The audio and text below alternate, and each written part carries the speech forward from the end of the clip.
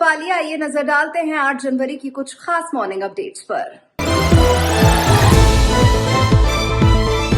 Venezuela के बाद Trump के निशाने पर भारत, चीन, ब्राजील 500% टैरिफ लगाने की तैयारी। अमेरिकी राष्ट्रपति डोनाल्ड ट्रंप ने कई देशों के खिलाफ आक्रामक रुख अपना लिया है। वेनेजुएला पर सैन्य कार्रवाई करने के बाद अब ट्रंप भारत, ब्राजील और चीन पर फिर से टैरिफ का चाबुक चलाने की तैयारी कर रहे हैं। ट्रंप प्रशासन ने इन देशों पर 500% का टैरिफ लगाने की योजना बनाई है। ट्रंप प्रशासन ने एक बिल को मंजूरी दे दी है जिसके तहत भारत, ब्राजील और चीन पर 500% तक का टैरिफ लगाया जाएगा। ऐसे में तीनों देशों को अमेरिकी निर्यात पर 500% का अधिक कर चुकाना होगा। वर्तमान में भारत पर अमेरिका ने 50% का टैरिफ लगाया है।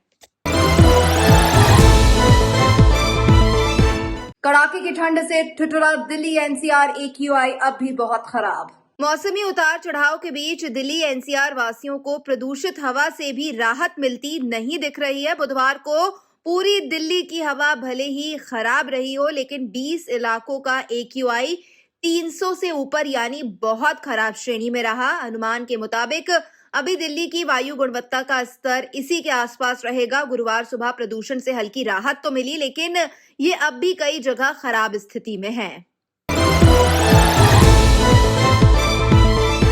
नेहा सिंह राठौर की गिरफ्तारी पर रोक, सुप्रीम कोर्ट का दिया धन्यवाद। नेहा सिंह राठौर को राजद्रोह मामले में सुप्रीम कोर्ट से राहत मिली। इस पर उन्होंने कहा, मैंने अभी ऑर्डर नहीं पढ़ा है, लेकिन सुप्रीम कोर्ट का फैसला मेरी गिरफ्तारी पर रोक का है। ये मेरे लिए अच्छी खबर है। मैं इसके लिए सुप्रीम कोर्ट का धन्यवाद करना चाहती हूँ। जब मुझे दूसरा नोटिस आया तब मैं विवेचक के समक्ष अपना बयान दर्ज कराने पहुंची थी। उस दिन सूर्यास्त हो गया था तो मेरा बयान दर्ज नहीं हो पाया, लेकिन आगे जो भी प्रक्रिया होगी मैं उसमें सहयोग करूंगी। नहीं, अभी मैंने ऑर्डर तो नहीं पढ़ा है, लेकिन हाँ, सुप्रीम कोर्ट का जो फैसला है वो मेरी गिरफ्तारी पर रोक का है और ये मेरे लिए बहुत सुखद खबर है और इसके लिए मैं माननीय सुप्रीम कोर्ट का बहुत धन्यवाद करना चाहती हूँ।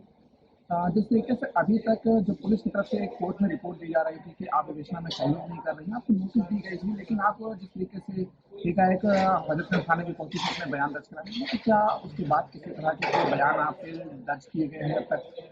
नहीं, मुझे दूसरा नोटिस आते ही मैं विवेचक के समक्ष जो है अपना बयान बयान जो है वो दर्ज कराने के लिए पहुंची थी और सूर्यास्त हो गया था उस दिन, तो बयान मेरा दर्ज नहीं हो पाया, लेकिन मैं गई हुई थी और आगे भी जो कुछ भी सहयोग होगा विवेचना अधिकारी के समक्ष प्रस्तुत होने का, जांच में जो सारी भी चीजें जो प्रोसेस होती हैं मैं उसमें सहयोग करूंगी। फिलहाल जिस तरीके से आप लगातार कोर्ट के चक्कर में लगा रही है गिरफ्तारी के रोक के लिए, अब वो फिलहाल राहत मिल चुकी है, लेकिन ये जो मुकदमे की शुरुआत की बात की जाए तो ये पूरा मुकदमा किस तरीके से आपके ऊपर दर्ज हुआ था, जो देशद्रोह का? पहलगाम में जो आतंकवादी हमला हुआ था तो उसमें मैंने प्रधानमंत्री जी से 2-4 ट्वीट्स करके सवाल पूछे थे कि सर इसकी जिम्मेदारी कौन लेगा, तो उसी से संबंधित 27-28 अप्रैल को ये मामला देशद्रोह का दर्ज हुआ था मेरे खिलाफ। वही सारी चीजें प्रोसेस हो रही हैं, 8-9 महीना पहले का मामला है सर जी। तो अब जिस तरीके से किसी तरह की जो दूसरी नोटिस आने की बात की जाए तो उस पर आप पहुंचेंगे, एक ही मामले में जमानत मिली या फिर जो लंका थाने की बात की जाए उस पर भी कोई? नहीं, लंका थाने में चीजें अभी प्रोसेस नहीं हुई हैं, है ना। लंका थाने की तरफ से अभी मुझे नोटिस तक नहीं मिला है जी। बाकी जो भी चीजें आपने कहा सहयोग की बात, तो मैं हमेशा तैयार हूँ सहयोग के लिए।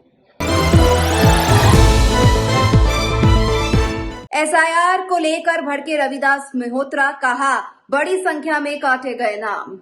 समाजवादी पार्टी के नेता रविदास मेहरोत्रा ने कहा, जब से उत्तर प्रदेश में SIR लागू हुआ है तब से लेकर अब तक 2,79,00,000 लोगों के नाम उत्तर प्रदेश की वोटर लिस्ट से काट दिए गए हैं। लखनऊ में 12,37,000 वोट काटे गए हैं। उत्तर विधानसभा में मेरे छोटे भाई का घर है जहां 5 लोग रहते हैं। उन 5 लोगों ने SIR फॉर्म भरा मगर केवल 3 लोगों का नाम आया। मेरे छोटे भाई राजीव दास मेहरोत्रा और भतीजे आयुष मेहरोत्रा का नाम ड्राफ्ट लिस्ट में नहीं आया। ये प्रमाण है कि बड़ी संख्या में विपक्षी मतदाताओं के नाम वोटर लिस्ट से काटे गए हैं। उत्तर प्रदेश में जब से SIR लागू हुई 2,79,00,000 लोगों का नाम उत्तर प्रदेश से वोटर लिस्ट से काट दिया गया। लखनऊ में 12,37,000 वोट काट दिए गए और मेरे मध्य विधानसभा क्षेत्र में 1,28,000 लोगों के नाम वोटर लिस्ट से काट दिए गए। उत्तर विधानसभा में मेरे सगे छोटे भाई का घर है और उस घर में 5 लोग रहते हैं और उसमें 5 लोगों ने SIR का फार्म भरा, लेकिन 3 लोगों का नाम आया।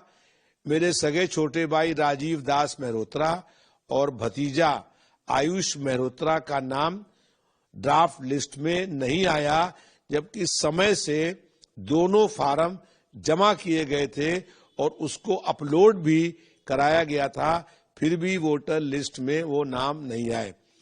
ये प्रमाण है कि बड़े पैमाने पर विपक्षी मतदाताओं के नाम वोटर लिस्ट से काटे गए हैं। दलित, पिछड़े वर्ग के लोग, गरीब, असहाय, बेबस, मजदूर, अल्पसंख्यक, इन लोगों के नाम बड़े पैमाने पर काटने का काम सरकार ने किया है। चुनाव आयोग का काम है वोटर लिस्ट में नाम बढ़ाना, लेकिन चुनाव आयोग वोटर लिस्ट में नाम कटवा रहा है और बिल्कुल उदासीन है। हम लोगों की कोई बात सुनी नहीं जा रही है।